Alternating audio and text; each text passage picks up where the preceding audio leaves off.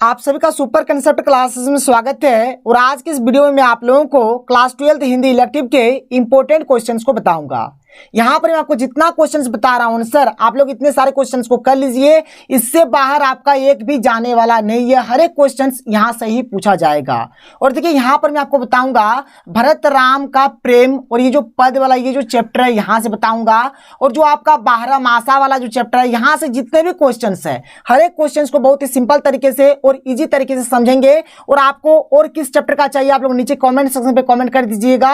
और बहुत ही जल्द और वीडियोज आने वाला है, मॉडल पेपर जो है उसका भी रिवीजन करा दूंगा, बहुत ही जल्द करा दूंगा। भले आप लोगों के पास नोटिफिकेशन नहीं जाएगा, लेकिन आप लोग चैनल पर घुसकर हर एक चीज को देख लीजिएगा। तो चलिए स्टार्ट करते हैं। और सबसे पहले यहाँ पर हम लोग स्टार्ट करते हैं जो हमारा जो चैप्टर है जिसका नाम है भरत राम का प्रेम और जो पद वाला जो चैप्टर है। ठीक है, भरत राम का प्रेम और पद वाला जो चैप्टर। देखिए पहला जो प्रश्न क्या है कि राम के वन गमन के बाद उनकी वस्तुओं को देखकर मां कौशल्या कैसा अनुभव करती है, अपने शब्दों में वर्णन कीजिए। बहुत ही सिंपल तरीके से बताऊंगा। देखिए इसका उत्तर क्या हो जाएगा। जब राम जी वनवास चले जाते हैं तो मां कौशल्या किस प्रकार से मतलब रहती है, क्या करती है, राम की वस्तुओं को देखकर क्या अनुभव करती है, हर एक चीज को आपको बताना है। तो देखिए जो पहला पॉइंट है क्या है कि मां कौशल्या राम के प्रत्येक वस्तुओं को देखकर फूट फूट कर रोती थी। ठीक है, जो मां कौशल्या थी और राम की जितने भी वस्तु थे सर उनको देख देख कर फूट फूट कर बहुत ही ज्यादा रोती थी। फिर आगे क्या है कि मां कौशल्या बार बार राम को पुकारते थे, राम की प्रत्येक वस्तु को सीने में लगाकर रोती थी, वन गमन की बात को याद कर भी बहुत रोती थी, राम को किस प्रकार खिलाती थी, देखभाल करती थी, प्यार करती थी इत्यादि को सोचकर भावुक हो जाती थी। कितना सिंपल आप समझ सकते हैं, इसको नोट डाउन करिएगा। आगे चलते हैं, अगला प्रश्न देखते हैं और साथ ही साथ आंसर देखते हैं। तो देखिए अगला प्रश्न क्या है कि रही चकित चित्रलिखित सी पंक्ति का मर्म अपने शब्दों में स्पष्ट कीजिए। यहाँ पर ये जो लाइन आप लोग देख पा रहे हैं, इस लाइन का माने क्या होता है आपको बताना है। देखिए इस पंक्ति में मां कौशल्या का दर्द और राम के वनवास के बारे में लिखा हुआ है। जब राम को वनवास हो जाता है तब इस घटना पर मां कौशल्या विश्वास ही नहीं करना चाहती है। मां कौशल्या राम के वस्तुओं को देखकर फूट फूट कर रोती है। वह हर समय राम के बारे में सोचते, यहां पर थे कर दीजिएगा, ठीक है, सोचते थे कि राम वन में कैसा होगा, क्या करता होगा, क्या खाता होगा, क्या पीता होगा।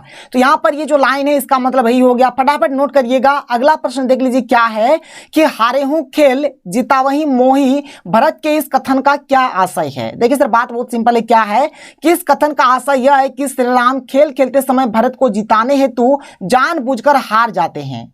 भरत जी कहते हैं कि भगवान राम बड़े ही दयालु भाई है, वह खेल में अपने छोटे भाई भरत से इसलिए हार जाते थे ताकि उसे किसी भी प्रकार का कष्ट न हो और वह पूरे उत्साह के साथ खेल खेलता रहे। ठीक है, देखिए कितने सिंपल तरीके से यहाँ पर मैं आपको आंसर्स को बता रहा हूं। ऐसे ही आप लोगों को लिख देना है, एक बार पढ़ेंगे तो आप लोगों का याद हो जाएगा।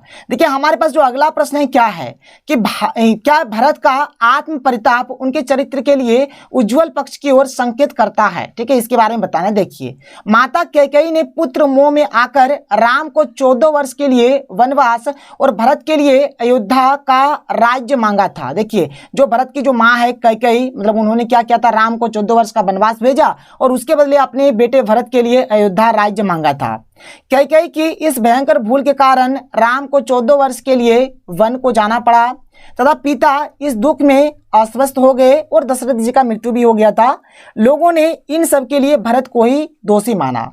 भरत मां की इस गलती के लिए स्वयं परिताप करते हैं। ठीक है, एक्चुअली में बोलते कि नहीं भाई स्वयं मेरा ही दोष है। उनका मानना है कि इस भूल के दोषी वही है, क्योंकि यदि वो नहीं होते तो माता ऐसा कभी नहीं करती।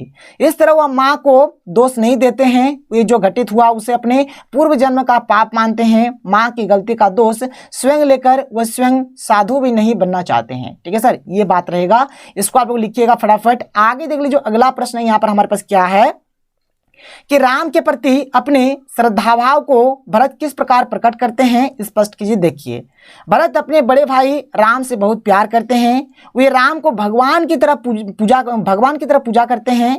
ठीक है, राम की लिख दीजिएगा, ठीक है, राम की। ठीक है, वे राम की भगवान की तरह पूजा करते हैं। वन में जब वे भाई से मिलने जाते हैं तो उनके सामने खड़े होकर वे प्रसन्नता से फूले नहीं समाते।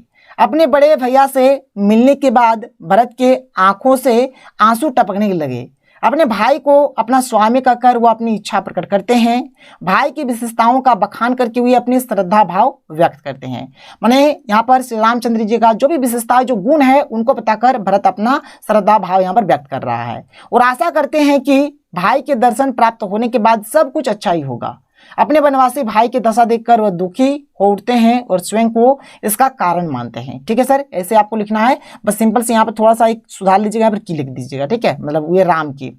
चलिए सर आगे चलिए, अगला चैप्टर शुरू करते हैं जिसका नाम है 12 मासा। इस चैप्टर के हर एक क्वेश्चंस को सिंपल तरीके से इजी तरीके से समझने का यहाँ पर कोशिश करते हैं। बहुत ही जल्द खत्म हो जाएगा, ज्यादा क्वेश्चंस नहीं है, जितना भी हर एक चीज को देख लेंगे। देखिए हमारे पास जो सबसे पहला जो प्रश्न है क्या है, आप जैसा लोग देख सकते हैं क्या है कि माघ महीने में विरहनी को क्या अनुभूति होती है।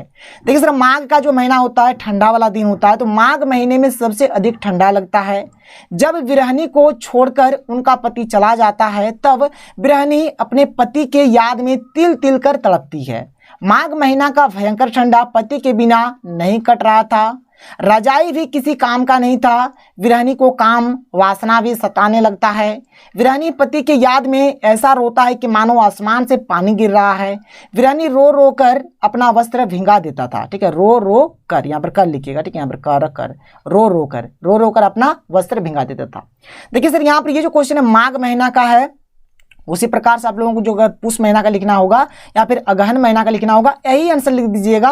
खाली मतलब जैसे यहाँ पर माघ है, माघ के जगह पे पुष कर दीजिएगा। अगहन वाला लिखना है तो यहाँ पर क्या करिएगा, यहाँ पर थोड़ा मतलब एक ही चीज में आप लोग कर सकते हैं इसको, ऐसे थोड़ा बहुत चेंजिंग है। जैसे कि अभी जो आप जैसे कि सर एक्चुअल में ऐसे भी लिखेंगे तो आपका काम बन जाएगा, कोई ऐसे चीज नहीं है। आप अगर पढ़ के देखेंगे जैसे पुष में भी हमारा ठंडा रहता है, आघन महीना में भी ठंडा रहता है, तो बात हमारा सिंपल वही रहेगा। यहाँ पर देख लीजिए जहां जहां पर माघ है अगर पुष का लिख रहे तो वहां पुष कर दीजिएगा, और आगहन का लिखिएगा तो जहां जहां माघ है वहां वहां आगहन कर दीजिएगा। यही मतलब ये जो आपका रहेगा आंसर, इसी आंसर में इस क्वेश्चन का भी हो जाएगा और इस क्वेश्चन का भी हो जाएगा। इसलिए मैंने यहाँ पर अलग से कोई आंसर नहीं लिखा है।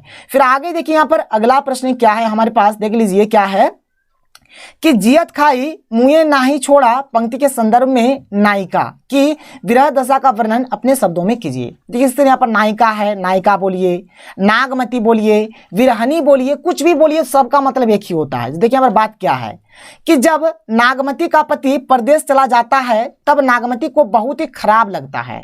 वह पति के वियोग में जल रही है।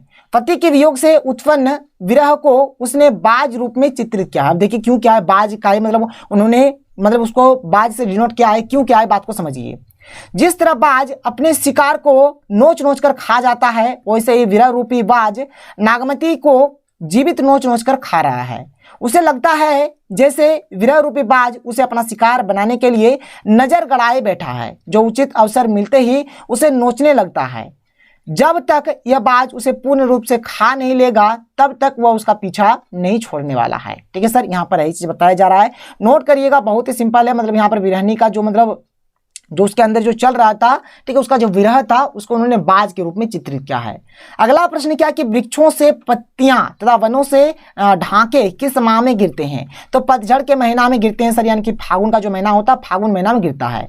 इससे विरहनी का क्या संबंध है। देखिए जिस सेक्शन में होता क्या है, जो हमारे पेड़ पौधा रहता है जब वहां से पत्ते गिर जाते हैं तो जो पेड़ पौधा रहते हैं तो वह कंपेरेटिवली लगता है कि जो उदास हो गए हैं। इससे क्या होता है विरहनी का भी जो उदास रहता है वो दुगुना बढ़ जाता है। वो चीज यहाँ पर लिखा गया, देख लीजिए यहाँ पर क्या है कि पेड़ पौधों से गिर जाने के बाद पेड़ पौधे उदास हो जाते हैं। इस तरह फागुन के आते ही प्रिय के वियोग में विरहनियों की उदासी दुगनी होकर बढ़ जाती है। नोट कर लीजिएगा, यहाँ पर मैंने आपको कंप्लीट हर एक चीज का आंसर बता दिया। शायद आप लोगों को वीडियो पसंद आया होगा, और जितने भी आगे चैप्टर्स बचेंगे हर एक चैप्टर्स का मैं एक एक करके अपलोड कर रहा हूं। आप लोग चैनल के साथ बने रहिएगा, भले ही नोटिफिकेशन ना पहुंचे आप लोगों तक, लेकिन फिर भी चैनल को सब्सक्राइब करिएगा सर, हर एक चीज करिएगा। तो चलिए मिलते हैं अगले वीडियो में। थैंक यू, जय हिंद।